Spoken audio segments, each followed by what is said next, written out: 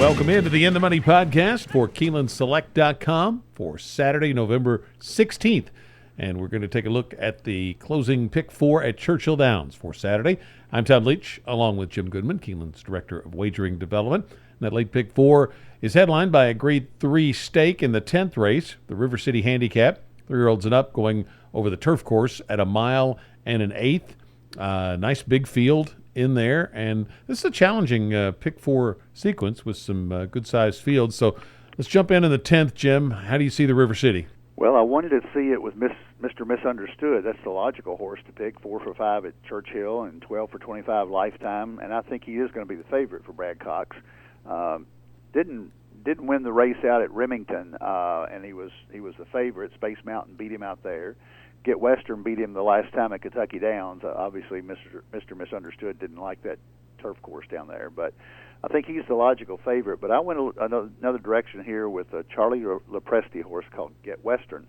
And Get Western won that race at Kentucky Downs by getting the lead and hanging on. And I think when I look at the rest of the race here, it appears that he may be lone speed in here. That's a risky thing to do on a 1 mile and an eighth race on the turf, but I do like the fact that nobody else really wants to lead here, and I think B.J. Hernandez rides so well at Churchill, and I think he can milk this horse and get him to the line. So I'm going to take Get Western on top. I'm going to use Admission Office coming out of the Shadwell at Keeneland, actually dropping down in class to a Grade 3, and this horse is running very well in 2 Grade 2s at Pimlico and Churchill. Almost won the Wise Dan at Churchill in June. So I'm taking Admission Office second, using Mr. Misunderstood underneath in a try, and using Emmis, 2-horse for Connor Murphy, who ran one at Keeneland, dropping down from a Grade 1 to an allowance race.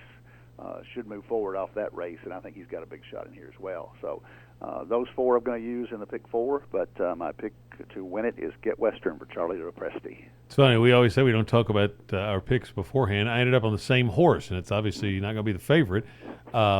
Get Western was entered off that win at Kentucky Downs in the Grade 1 Shadwell Turf Mile and ended up on the AE list and did not draw into the race. And I remember interviewing Charlie Lepresti the next week before the race that the horse ran at Keeneland, and he was telling me that he really wanted to run in the Shadwell and thought that race that he ended up in was as tough or tougher than the Grade 1.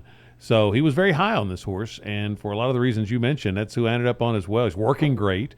I thought the pace was maybe a little too hot for him last time, and yet he still held in there well and only got beat 4 lengths. So I thought he ran a big race. Look, turning for home, I remember thinking I thought he was going to win.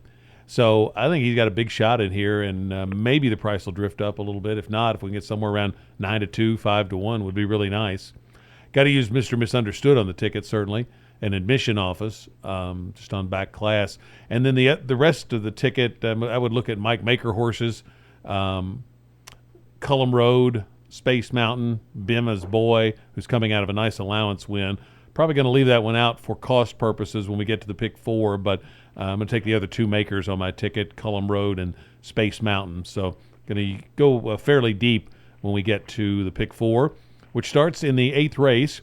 We've got 2-year-old maidens at 6.5 furlongs on the front end of this pick 4, and 2-year-old filly maidens going 7 furlongs on the back end. In between, you've got the River City is the 10th, and the 9th race is fillies and mares non-winners of 1 other than going a flat mile. So, Jim, take me through your pick 4 ticket starting there in race 8. Pick 4 ticket starts out the 8th race with Monomoy Girl's half-brother, Mr. Monomoy, who came back at Keeneland and ran well in a 6 furlong race. First time out, was stuck in the 10 hole and way out of it, came back and got within 6 lengths.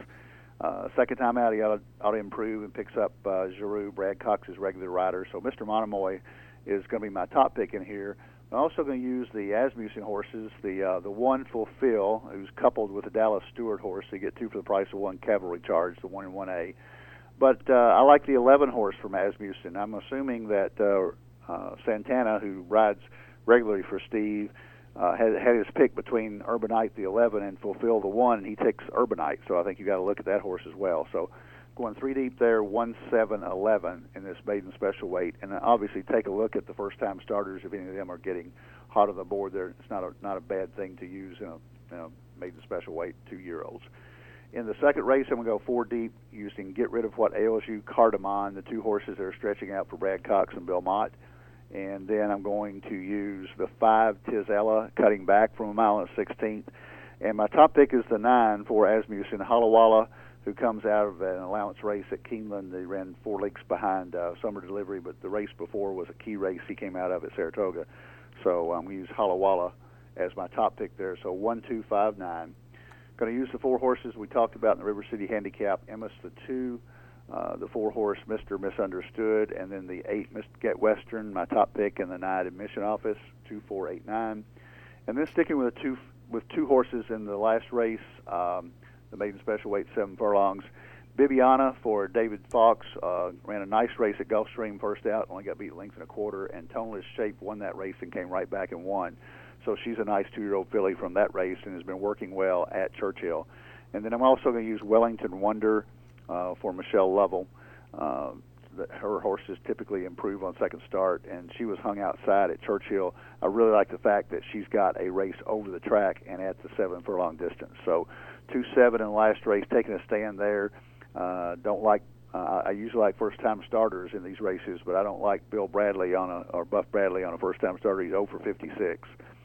McPeak the same way. He's 3 for 98 first-time starters. So I'm going to Swiss Skydiver. I'm going to take a walk on him, and hopefully he's not ready, or she's not ready. So Bibiana and Wellington Wonder, the 2 and the 7. So my pick 4 is 1, 7, 11, with 1, 2, 5, 9, with 2, 4, 8, 9, with 2, 7, and that is $48. I'm going to go with a heavier ticket in here. I had trouble narrowing it down. In the first leg, I'm going to use pretty much the same ones you did.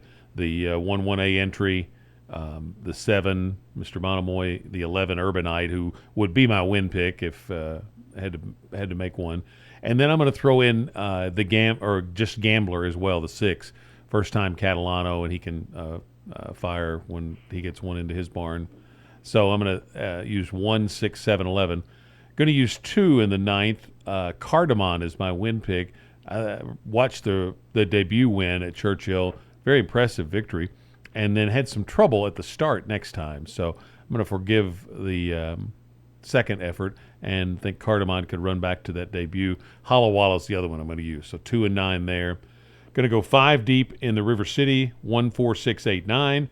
And then I'm going to go 4 deep in the last leg. Bibiana's would be sort of right there at the top of the ticket. Wellington Wonder I've got on my list. Saxony, I thought, made significant improvement in the second start and had some trouble as well at the start of that race. So on the drop last time, improved, and I'm going to take a shot with Saxony. Hope we get a little bit of a price in there.